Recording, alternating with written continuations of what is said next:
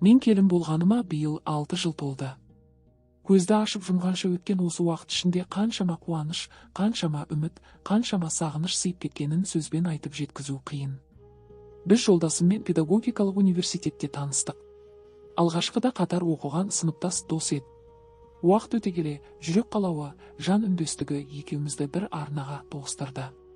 Ол мінезі жұмсақ, қолы ашық, әркез айналасындағыларға көмектесіп жүретін ақ жарқын жан. Оның жанындағы жылулық пен мейірімділік мені өзіне баурап алды. Бізді тек сезім ғана емес, сенім де байланыстырды.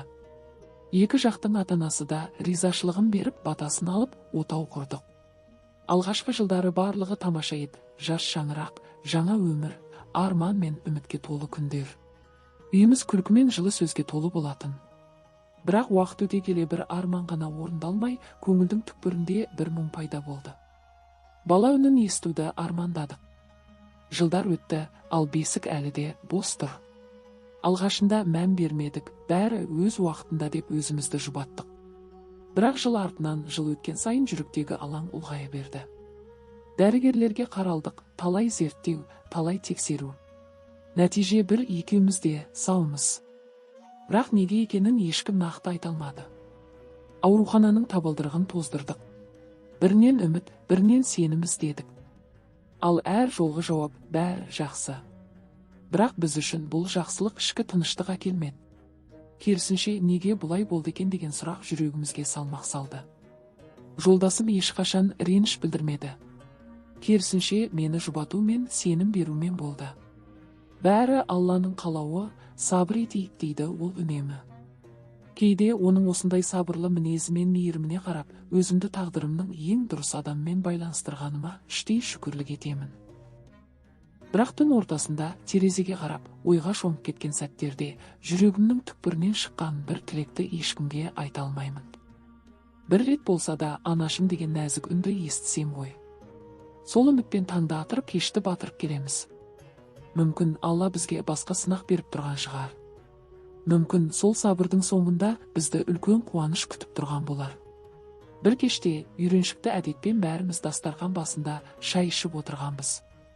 Атам мен енем жасы ұлғайған, көпті көрген жандар. Сол күні олардың жүзінен бір салқындық сезілді.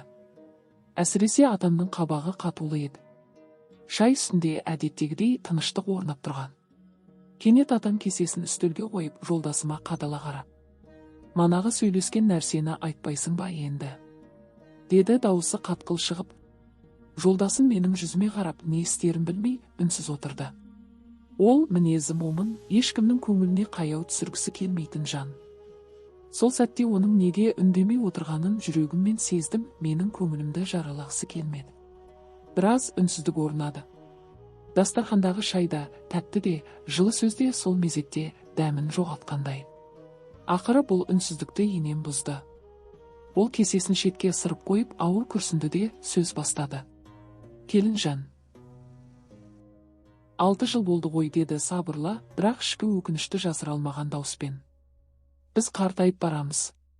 Көзіміздің тірісінде немере сүйіп, сонымен ғана тыныш кетсек дейміз». Сол сәтке дейін оның айтқан әр сөзі көңіліме қадала түсті. Бірақ келесі сөзін естігенде жүрегім су ете қалды. Екеуімнен 6 жылда бала болмады. Енді қашан болмақ? Қайын ағаң үйленген жоқ, жас, сау жігіт.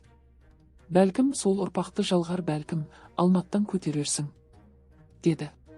Әуелде енемнің сөзін дұрыс естімеген шығармын деп ойладым. Бірақ оның жүзінде әзілде, өкініште жоқ, тек бір ғана шешімін таптым деген қаталдық бар еді. Ол сәтте уақытым тоқтап қалғандай болды. Денемді мұз құрсады. Атам кезінде мектеп директоры болған, ел сыйлаған адам. Ал енем өмірінде жұмыс істеп көпшілікпен араласпаған, ауылдың қарапайым әйелі. Бірақ дәл осы сәтте мен олардың айырмасында, беделінде, жастарында ұмытып кеттім. Тек ішімдегі жан айқай ғана естілді. Қалай ғана осындай сөз жүректерінен шықты екен. Көзіме жас толып, сөз айтпастан орнымнан тұрдым. Сол түні менің ішімдегі бір әлем құлады.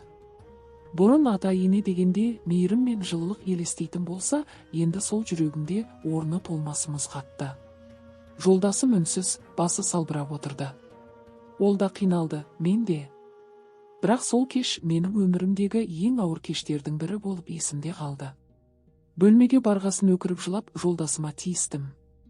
Сен еркек емессің бе? Бір жастықты бөлісіп жүрген әйеліңді ағаммен қалай бөлісесің? Деп сол түні ұрыспен ұйықтай алмадым. Таңертең жолдасым екеуміз жұмысқа мектепке кеттік. Жолдасым физика мұғалімі. Мен бастауыш сыныптың ұстазымын.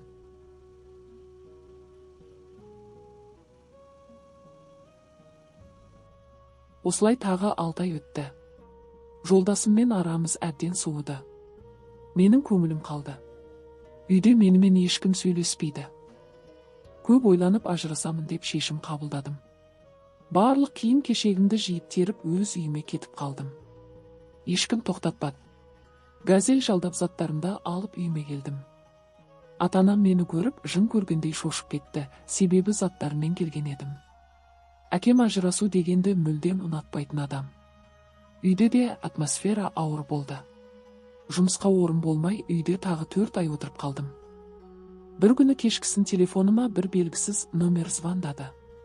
Алып едім, қайнағам Алмат екен. Ол Алматыда тұратын еді. Жасы 38-де. Осы уақытқа дейін үйленбеген жігіт. Жұмыс, карьера деп өз бетімен кеткен адам. Мен жауап беріп үлгермедім.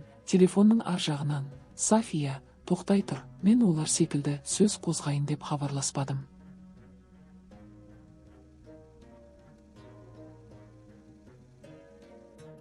Мен де қате санаймын деп мені жібітті. Шаруасымен ауылға және үйіне келген екен. Сол күні кешкісін маған келді. Үйге бізге кірмеді. Ыңғайсыз болар деп мен өзім шықтым.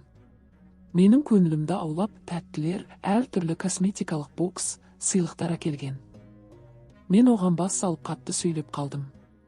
Мені сыйлықпен алдап келгенің бе? Деп ол жаймен мені тыныштандырды. Жоқ, мен олай ойламаймын да. Деп қабағын түйді. Сол күннен бастап мені жұбатқысы келді ме, әлде жақындасқысы келді ме, қалай достай болып көңіліміз тоғысқанын өзімде байқамадым. Ауылда жұмыс болмай жатқанын білген қайнағам Алматыға мені алып кетті. Жұмысқа орналастырды. Өзінің 2 бөлмелі үйінің 1 бөлмесін маған берді. Арада жарты жыл өтті. Алмат қайнағамнан бір артық қылық байқамағанмен, қалай ұната бастағанымды өзімде байқамадым. Осындайда болады екен-ау. Біреу айтса сенбес едім. Бір күні кешкісін киноға бардық, қала араладық. Тағы маған сыйлықтар алды. Осы жолы алтын алқа әперді. Мен бұл сыйлықты қабылдай алмаймын. Алмат аға, деп қарсы болдым. Ол қолымды түсіріп, мойныма алқаны өзі тақты. Үйге келдік, кешкі асты ішіп кино қарадық. Мен бойымда не билегенін білмеймін. Сол күні Алматтың бойынан өзіме ұнайтын нағыз ер мінезді көрдім. Бауыр бастым, ұната бастадым. Ол да маған тіке қарап: қандай көркем едің. Сенің бар болғаның қандай жақсы. Мен бақыттымын сенімен. Деп менің ернімнен сүйіп алды. Бір кезде көтеріп алып менің бөлмеме апарып ыстық сезімге баури бастады. Астымды әбден жалап мені есімнен тандырды. 2 алмамды да тәттілеп алды. Мен қара терге түсіп әбден елжіреген кезде қаттысын сұға бастады. Бірнеше рет ұрғылап ыстық дымқылға бойлатып жылтыр жерге жылжыта берді. Сол түн өте ұзақ созылды. Мен бұндай сезімді, ыстық құбылысты көрмеген екенмін. Екеуінің ұрғылауы мүлдем бөлек екен. Осылайша бірнеше рет қайталады. Арада 9 ай өтті. Мен жүкті болдым. Ауылға барып екеуміз некелі ерлі зайыпты болатынымызды айтып, барлық тума туысты бір таң қалдырғанымыз бар еді.